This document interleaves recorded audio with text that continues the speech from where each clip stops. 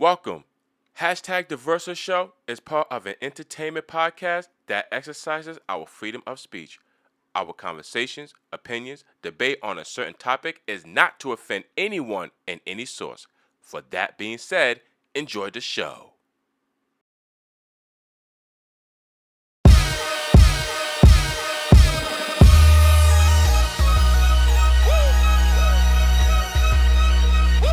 Yo, what's going on, ladies and gentlemen? What's going on? What's happening? And welcome to another special edition here on Hashtag The Versa Show. And of course, I am your host, the GOAT, the one that you vote, The Versa. And I thank you guys so much. And I know it's been such a long time. It's been a very, very, very long time. And I miss you guys too. I miss you guys so much. So I had to return on this episode because there's so much to talk about. I mean, from the NBA Finals, from Shannon, Sharpe, from other conversations that me and Faraz F. Ladies and gentlemen. Yeah, it's good. Talk to the people, man. Talk to them. It's good. Tell them what's happening, man. Everything's happening right now. Good for me. What's up? What's going on? Just gonna let everybody know, I'm about to drop this project coming August 15th. You know what I'm saying? Learn YNL. Just watch out for everything. There's about to be some new stuff coming out, man. Okay. Listen, I like new stuff. I like new stuff coming out, bro. And like I said, we're gonna pick things up with the music as well too. I know it's been quite a while, but we're gonna pick things up with the music. But it's been such a long time. But man, we're back, man. It's been such a long time since I've been doing this show. I was like, certain things I forgot my elements on. You know what I'm saying? Yeah. Well, anyway, ladies and gentlemen, we're going ahead and start this bad boy off. There's so much to talk about. So many things to talk about from the NBA Finals, from Morant, from Shannon Sharpe leaving Undisputed. Stephen A. Smith talking about Shannon Sharpe should go ahead and come along to the First Take ride. So many things to discuss here. Fries, help me out here, man. So, we just finished watching the NBA playoffs between Miami and the Denver Nuggets, and I apologize too for what's going on the screen. Final Cut Pro, you fucking me up. This is Final Cut Pro. You fucking me up. I want to let you know that, okay? This is your system that's doing this, okay? I fixed it too many times, and you fucking me up, okay? So Final Cut Pro, fix it. Anyway, so back to what we were saying on NBA Talk. The NBA Finals has just ended between between the Denver Nuggets and Miami Heat. And the series is tied. It's 1-1. It was a close game. Miami was down, and then it just came back up. And Bayou, if I'm saying his last name right, that man stepped up. I mean, that dude was getting shots in. He was getting blocks in. He was doing everything he possibly can, man.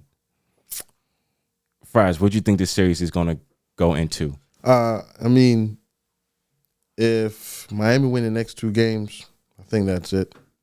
Okay. Because, remember I said this, I don't think nobody's going to be able to stop Jokic from getting points. But if you can slow him down, don't have him dictate the game or anything. Have him really, he can't, control the pace. Right. You know what I'm saying? And then Jamal Murray, like I said, he's going to have a hard time playing because Jimmy Butler is going to be guarding you. Yeah, because Jimmy Butler, everybody was doubting him at first. And once again, everybody got Denver as number one, the most percentage, and Miami's right back to the lower percentage. And then it's going to get caught up with them again.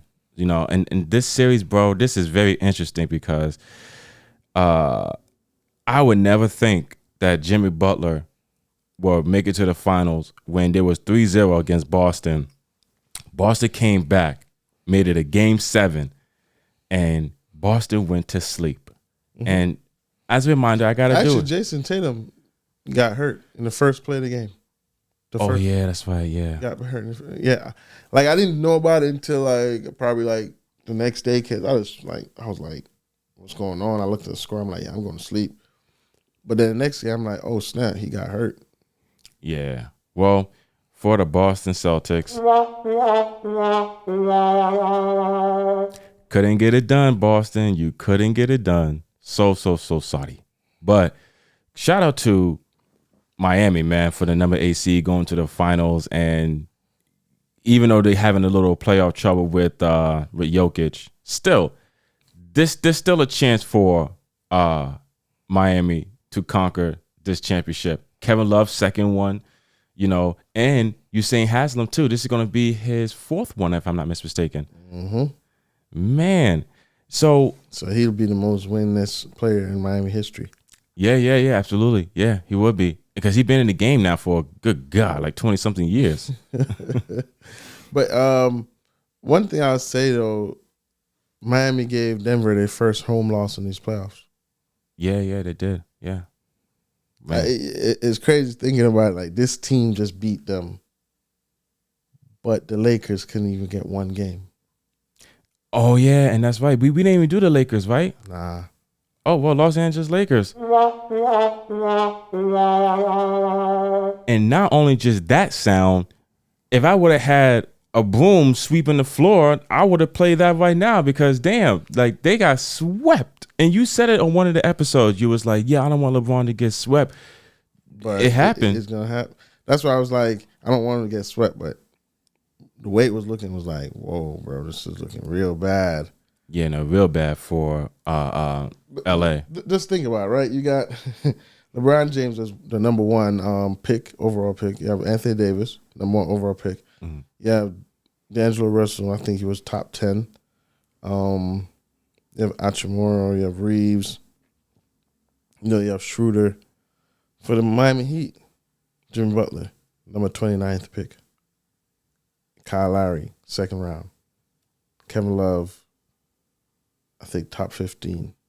Everybody else, free agents. Yeah. And what's best was that this new LA team, the problem was that they just got into the middle of the season. So they really didn't know too much about themselves on the floor.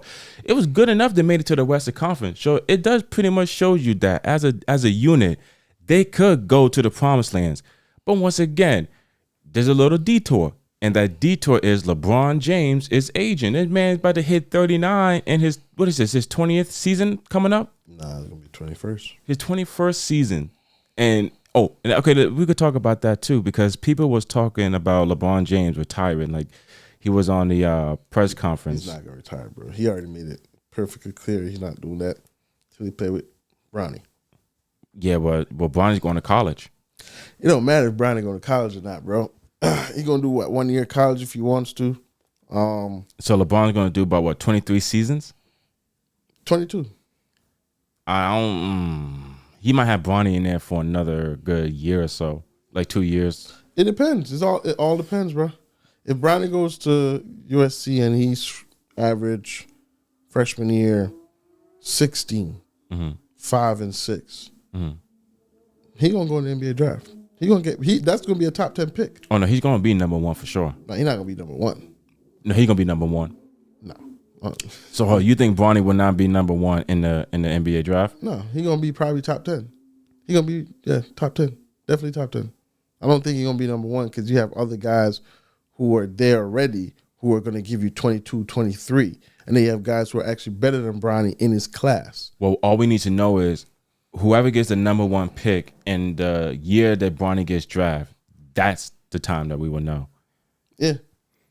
Well, yeah. So, LA got swept. Good God, man. Listen. One thing I'll say that Rob Parker said, which he's right. I'd rather LeBron get beaten in the Western Conference than him to get beaten in the finals, because you cannot put no more, debate about Michael Jordan or anything, because at least Michael has gotten swept. Michael has lost, before. So you can say the same thing about LeBron. Like, LeBron's made it to so many NBA finals. We have to, remember, like, how many times did he actually lose in the playoffs, just the regular playoffs? Yeah. I mean, it was the one against, Dwight Howard, Celtics. What, did they lose against the Pistons in 2006? See, I don't even know. Yeah, I don't think so. But he's been winning and going to the NBA finals every year. So it's like, or the conference finals. So it's like, I prefer him to lose there. No, absolutely. Because it seems like right now, Miami, since they beat Denver, they would have had a hard time. LA would have had a hard time with Miami. I think so. Yeah. So, I mean, the thing about Miami is this. With Jimmy Butler, you can't just sit there and be like, oh, well, he's having a bad game. It don't work like that for him. You have some dudes who are having a bad game, and it shows on the court how their demeanor is. He's not like that. He's going to play. He's going to still take shots. He's going to still go to the hoop. Like, Denver don't got that a lot. Like, yeah, you got Jokic, and literally all Jokic do is, turn around, put the ball up. Like, that's basically he's been doing the whole night. He shot a couple threes, but this is all he was doing, turn around.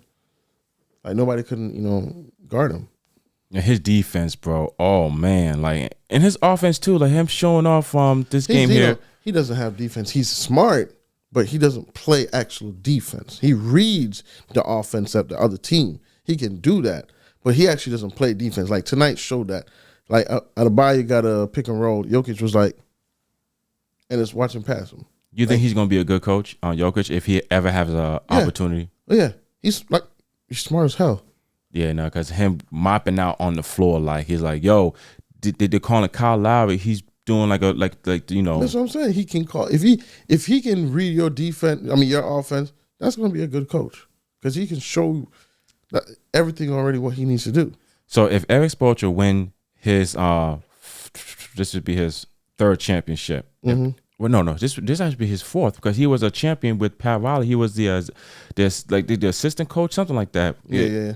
So if he wins his fourth championship, would we put him with the greatest coaches with Phil Jackson, Steve Kerr? No, I'll put him a little bit. I'll put him below that. Really? Yeah, I'll put him below that. Because I'm saying three. He has four. He would have four, but three is really as a coach. Yeah. Well, but this one you could pretty much say he did it like coaching. Yeah. Because he had LeBron James. I with mean, the other actually, ones. and thinking about it, I put him with him because I gotta remember Steve got four, but then again, Steve got multiple. I don't know. It's different as a coach. I would say he's one of the best coaches in the NBA. So yeah, I probably put him as a coach, but not overall like championship wise pedigree. I say as a coach, I put him in there. But I knew he was a good coach. I mean, after the whole LeBron thing, I was like, yeah, bro, you got to prove it to me. When he went to the NBA Finals with the Miami Heat before, I'm like, you got to give him props. I mean, he's not no better than Doc Rivers. Way better than Doc Rivers. Doc Rivers, look, listen, man, I ain't slandering your name or nothing, but this is a Versus show. Talk what we talk. You trash. Oh, man. You trash. I didn't want you for the Sixers.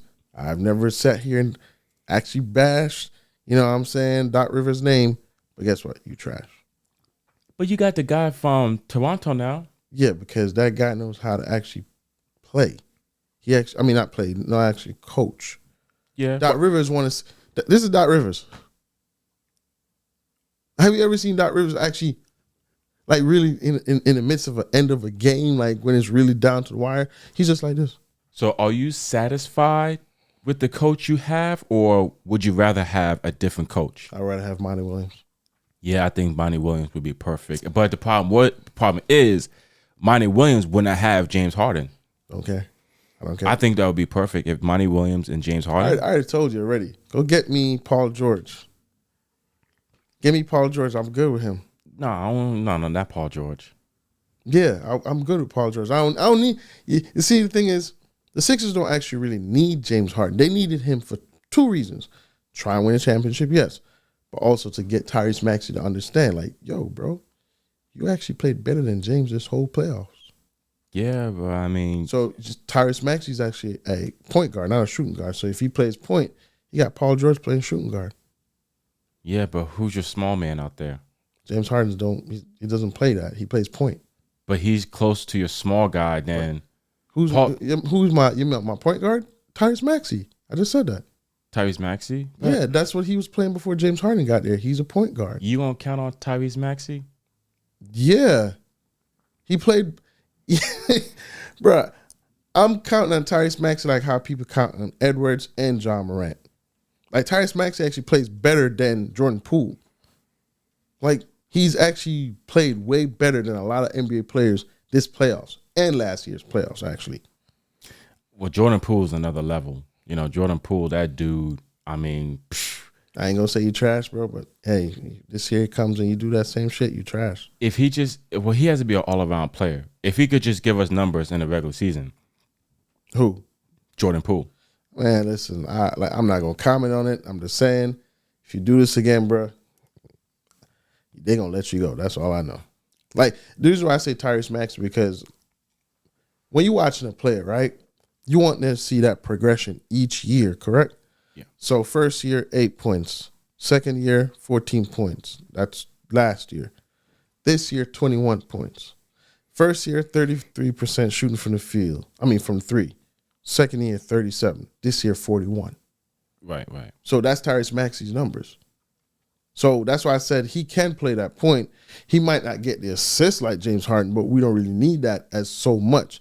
Because if Joel Embiid can actually change the game. The thing with Doc Rivers is, have you seen see, this is why I say I know this nigga trash. Everywhere he's went, right? Mm-hmm. He's had a great pick and roll system. Kevin Garnett, Rondo, Chris Paul, Blake Griffin, Joel Embiid, James Harden. How you have a good pick and roll system and you can't really use it? No, I agree with you. The teams that Doc Rivers was on, he had the squads, just that he just couldn't get it done. Look, hey. Trash. Like I said, maybe he was good in his day and age in 2007 through 8, 9, 10. Rasheed Wallace said this man didn't coach shit. This man would let us call the plays. We'll have to go in the huddle. And come to think of it, you saw it. You saw the Celtics do it how many games you saw the Celtics huddle up? A lot of games. Yeah. So that means he wasn't, bro. He's not a coach. He's a coach. But like I said, he's the only coach in the league they call what? Doc. They don't call him coach. Does anybody call Doc Rivers coach? No, they call him Doc, right? Yeah. So, yeah, true color show, bro. I mean, listen, I see you despise this man. I mean, despise him, bro. Like, when the Sixers got him, I'm like, I thought it was a good deal. That's what I thought. I was like, okay, because he has the people. You finally got a big man. But now all of a sudden it's just like, damn, bro, like you couldn't get it done with these guys? Trash. Oh, well. Okay, well, another conversation that I want to get into real fast is Shannon Sharpe leaving Undisputed. He's been there for 7 years with Undisputed with Skip Bayless. And this is it. He says after the NBA Finals, once it's over, the same way Adam Silver is going to report Ja Morant's suspension or his punishment after the NBA Finals, which we're going to be on this show talking about Ja Morant suspension. But back to Shannon Sharpe. Yeah, he's leaving Undisputed. Most people is saying that he's leaving Undisputed because of the monologue that he was doing to help Skip Bayless when Skip was talking about a football player. And I think I can't remember which what it was, but people was bashing Skip Bayless on the tweet that he did on a football player. Oh, the guy that got injured. Yeah, for the Buffalo Bills. Yeah. Right. Okay, I was going to say that, but I don't want to really mistake myself. Okay, so that was it. Okay, and he made a tweet. Skip did, and Shannon Sharpe was trying to clear it up, and Skip just interrupted Shannon, and Shannon was like, "You know what? All right, you know what? Whatever. Let's just get to the show because I can't even finish my monologue, and you got to cut me off. Let's just get to the show." So most people think that is where it was the end. Nope. I don't think so either. If you sincerely ask me where the end happened, it actually happened when Skip Bayless agreed that Tom Brady was better than the man across from him, Shannon Sharpe. And everybody know because it went around the internet. Went viral. And he took his glasses off and said, no, wait a minute, Skip. No, hold on. He was serious. Like you could tell. Yeah, Skip told him, put your glasses back on. Yeah, put your glasses back on. And to me, that's when I said, oh yeah, he's leaving. This done. And I remember we had a conversation about this off camera when, we were chilling. And I was like, yo, his next contract, he's not going to sign that next contract. Nah. And that's exactly what happened. Now, the monologue was just, you could pretty much say, the cherry on top of the cake. He just, he was like, all right, you know what? That's it. I'm done. Like, he cannot let me say what I need to say on air. So you know what? It's like, it's a Skip Bayless show. It's not called Undisputed. It's called the Skip Bayless show. So you know what? All right, fine, cool. So he made his decision. So how you feel about Shannon Sharpe leaving Undisputed? Like, do you feel like that Skip Bayless needs Shannon Sharpe, or you think he could find his replacement? It's gonna be hard for him to find a replacement. He can have another. I'm just saying this. He can have another white guy in there. That's cool, but it's not gonna be. It's not gonna be the same. Let me ask you this. I don't want to make it as a race thing. I really don't. This is not a race thing. It's just a truthful question that I want to ask. Skip Bayless had Stephen A. Mm-hmm. And he had some black athletes or analysts on Cole Pisa. And when he was offered Undisputed at Fox, right, he could have had anybody. He could have had Max Kellerman. He could have had, like, I'm just saying, like, not Woj, but like a guy like Woj. Yeah, I got you. Right. He decided to pick Shannon Sharpe because them two was, as he said, had a bond off camera. Like, they'll always talk about sports and stuff. Like, they had that chemistry. Is it that Shannon Sharpe, excuse me, is it that Skip Bayless is like, you know what? I want to get these black analysts or athletes in just so I don't want people to think that, oh, like, he's like like, oh, I don't have black analysts on my show. Nah, I don't think so. I don't think he's that. I just think with him, I don't think it doesn't matter who he's going up against. I think the problem with him is just he's so egotistical. He doesn't care. Like, he doesn't see the wrong in whatever he's saying. Like, I know Stephen A. can be like that sometimes, but Stephen A. would admit, like, when he's wrong. He's not gonna flip it and say, like, say for instance, like, there's been times when Kendrick Perkins wrong and Stephen A. like, oh my God, you got me, whatever. But then Skip is a total different thing. Skip, try to tell you, well, what I saw was this happen. Like, he make excuses. That's the thing about him. He's make so many excuses when LeBron is winning, but the minute LeBron do something wrong, he quit. Like, oh yeah, LeBron did this, but he didn't say that when he had 40 the last game. Yeah, that is true because he's such, like, he's a troll, bro. So I don't see nobody really fucking with him. I'm gonna be honest with you. Like, he might get somebody. He's gonna get somebody, but guess what? Undisputed is never gonna be the same. Now, like, my thing, would it be someone that's, like a brother? No, I don't think they're gonna. Who gonna want to do that? Who gonna want to do that with you right now? Ain't gonna be no. Because they see what you did to Stephen A. And now they see it firsthand. Everybody saw it firsthand what you did to Shannon Sharpe, what you said. Like, no black athlete, former athlete, is gonna really want to work with you because they're gonna say, "Yo, he's gonna do the same thing to me." Now you can get a reporter. You can get one of them dudes, Amani Jones, one of them dudes, whatever. You can get one of them guys. It's probably gonna work then because y'all both didn't play no ball. You feel me? Y'all both analysts. Y'all both, you know what I'm saying? Like Stephen A. Although Stephen A. did play ball in college, but still, y'all both analysts. But don't get me wrong too. Like, when he told Tom Brady, when he told Shannon Sharpe, like, yeah, Tom Brady is better than you. Like, he's not a Hall of Famer, but he has 7 rings. And Shannon Sharpe was like, yeah, but I'm in the effing Hall of Fame. And then that's when I was like, yo, Skip, listen, look. All right. As I am, I respect the fact that you're being truthful. I understand that. But this guy is your teammate. LeBron James can't go to Anthony Davis and says, oh, well, you know what? Chris Bosh was the best center I've ever played in. Yep. Right. Sorry, excuse me. Yeah, bless you. So you cannot tell your own teammate across from you to say, yo, Tom Brady is the greatest quarterback, the greatest NFL player, regardless in your heart and your belief, that is what you believe in. But right now, that guy, he is a Hall of Famer. He has 3 Super Bowls. Like, that dude, to me, is one of the greatest NFL players that ever stepped on that field. And for you to say a quarterback that doesn't run with the ball, run with the ball like a Tyreek Hill or Anthony Brown, Antonio Brown, or Odell Beckham, or a running back. Guy that doesn't take sacks like that often because he got offensive linemen to protect him. This guy, all the guy has to do is just throw the football. But the man across from you that suffers injuries, that could suffer a broken leg, a broken arm, in the Hall of Fame with 3 Super Bowls. And of course, the infamous consider right now the 3rd best tight end ever, behind Gronk and Travis Kelce, or Travis Kelce and Gronk. Exactly. So he held that, and Gonzalez. No, I still think he's better than Gonzalez. Gonzalez from the Atlanta Hawks was good, but Shannon Sharpe, before all these dudes were around, was considered the best tight end ever. Absolutely.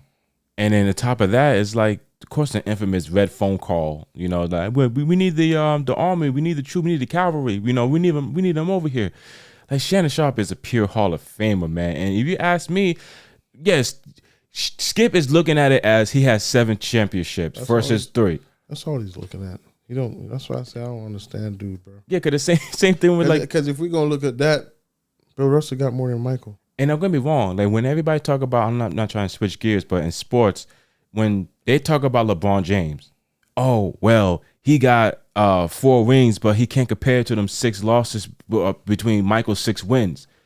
Yeah, but you cannot be blindsided from that man's greatness. You know what I'm saying? But Skip keeps saying, oh, that 2020 victory that he had, that's a zirconia ring. That's not real. Like, that's a zirconia ring. The diamonds are not even real diamonds. Like, how can you just take away somebody's like moment like that? That's why Chuck doesn't even like Skip. He even took shots at him at the. I know. You heard it, right? Yeah.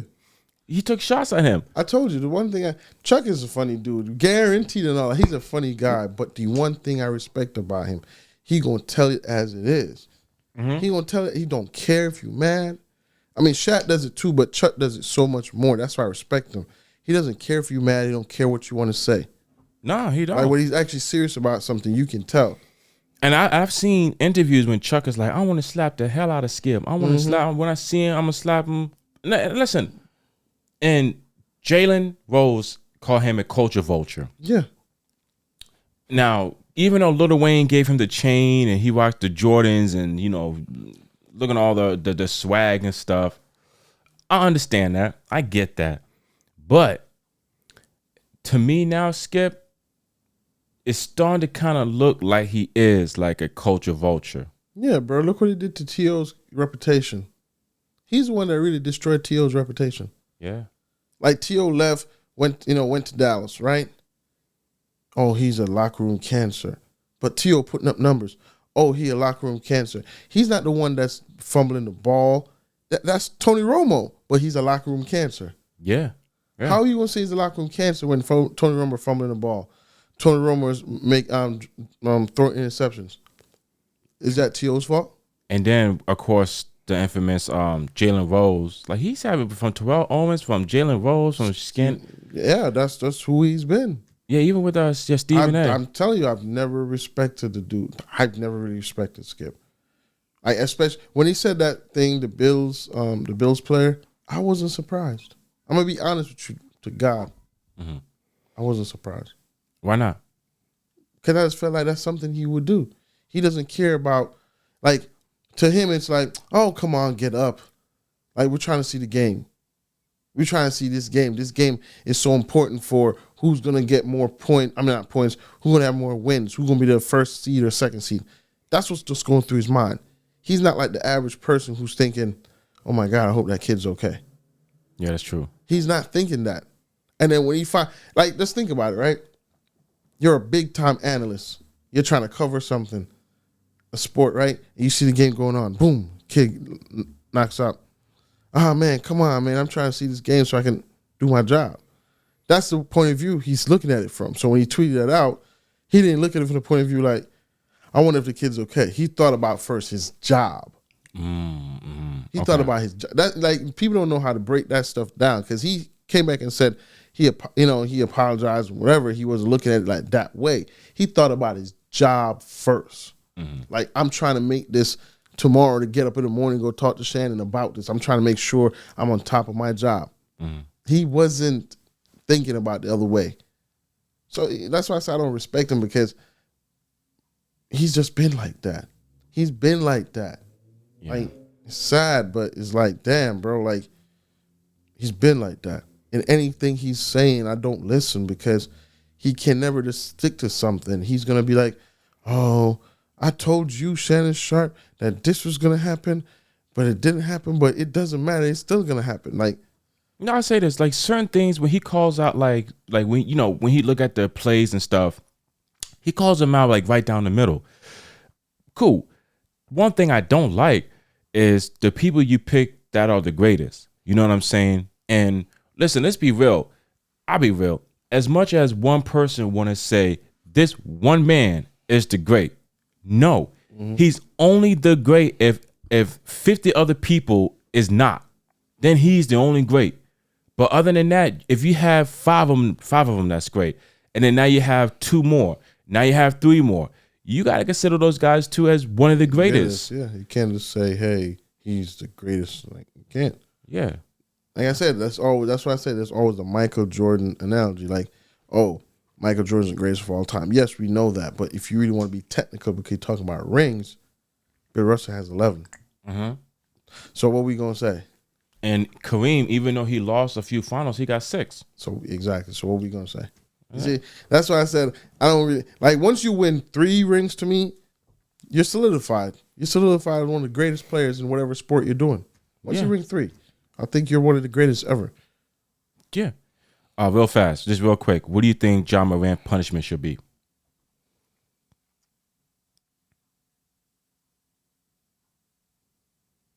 32 games. 32 games suspension. Not a whole season. Nah, 32 games, and I want that to start. Okay, hold on. I don't mean to cut you off. So if you're Adam Silver, matter of fact, no, you're not even Adam Silver. You are Fraz FR. You are the commissioner of the NBA, and you've seen the first incident or the multiple incidents of Ja Morant. Now you've seen an incident of him in the club showing the gun, right? You talked to Ja Morant and you said, Ja, listen, I don't normally do this, but I'm gonna cut you some slack. All right, a few game suspension. Then you're back in the playoffs, and then everything's all good. Then you see this again from Ja Morant, right? What's your action? What would you do? Yeah, like I said, 32 games, slap him with a $500,000 fine, and 32 games. I was gonna say 50, but I'm like, no, do 32. Do 32 games, and then if he does it again, then like he's gonna have to be in a straight and narrow. If he does anything again, then it's a whole season. Because you gotta think about it, right? It's not like he went and violated somebody, hurt somebody, or whatever. You're flashing a gun. I understand that. That's a significant shit, especially being an NBA player. But I'm not gonna suspend you the whole season for it. If it had been different, Ja Morant was involved in a shootout today. You suspended for probably 2 seasons. But you flashing it again, it's like, all right, this kid don't learn. 32 games. Because you got to remember, Adam still got to make sure he make money off of Memphis. Yeah, that's true. That is true. You feel me? So if you give it a whole year, it's going to be bad. But 32 games, you only got So basically, you're putting Memphis in a bad position. That's 1. So you're teaching Ja a lesson. That's 2. Because Memphis probably going to be in 32 games, 20 and 12. No. 17 and 15, right? Ja come back after that. They probably can make a run and go and be the 4th seed. If he does do the whole year, they're going to lose. And people want to see Ja. Okay. Oh, well, time is up, man. I had something to... Go ahead. Well, just real quick, it's just like, because you mentioned that learn his lesson. That hit my brain. This is the 2nd time, right? How many more lessons does he has to learn in order for him to get it correct? This is it. That's it. So if he does this again. So baseball rules, 3 strikes, you're out. Yeah. I've always believed in that. This is it. You're done. Okay. Well, makes sense then, I guess. All right, ladies and gentlemen, can you feel it? Can you feel it? Can you feel it? Versus final word, ladies and gentlemen. We're going to wrap this show up real fast and easy. I know it's been a long time since you guys haven't seen me and Fraz. And I just have been working all week, okay? And my brain has been fried, all right, from working. But I just want to say is that even though I could have done this show all by myself, for some reason, it was just very hard for me to do this show by myself. Because once you get used to someone being part of this show, it's like they are the show as well.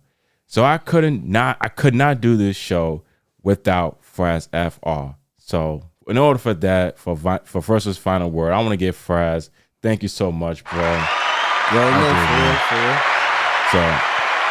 So that's Versus Final Word. This is that I want to give thanks to Fraz because I couldn't do this show without him. In the same way I couldn't do this show without you guys viewing it, checking it out, supporting it, subscribing it, liking it, pressing the bell too. So I couldn't do it without you guys, and I thank you guys so much. And I guess I'm just going to say, just keep listening to hashtag The Versus Show. And we got more projects coming up as well too. So I just want to say thank you guys so much. Thank you, and I love you. And for that being said, ladies and gentlemen, hashtag The Versus Show. We are still here. We ain't going nowhere because we're still going to bring you more new episodes. All you have to do is just like, subscribe, and press that bell at the same time. Because, ladies and gentlemen, it's the best podcast show you're ever going to see. And I know you missed us. I know you did because I missed you guys. And we're going to see you in the next episode. Fraz FR, ladies and gentlemen. I thank you so much, brother, once again, man. So, ladies and gentlemen, we got music, videos coming out, so you make sure you guys just tune in, all right? This is hashtag The Versus Show. I am The Versa, Fraz FR. And, of course, we're going to have to leave you guys with peace into the Middle East.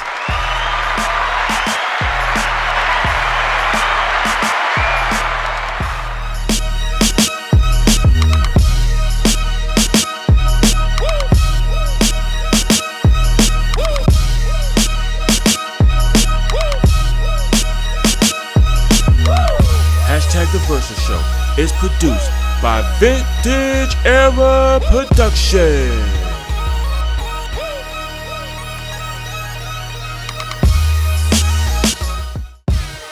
What's going on, ladies and gentlemen? I am The Versa, and I thank you so much for watching the latest episodes. For more new episodes, you can subscribe, press that bell, and like as well for your support.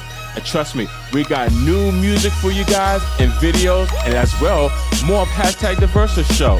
I thank you for your support. Make sure you like, subscribe, and press that bell too. Hashtag The Versus Show, baby. It's the best podcast around.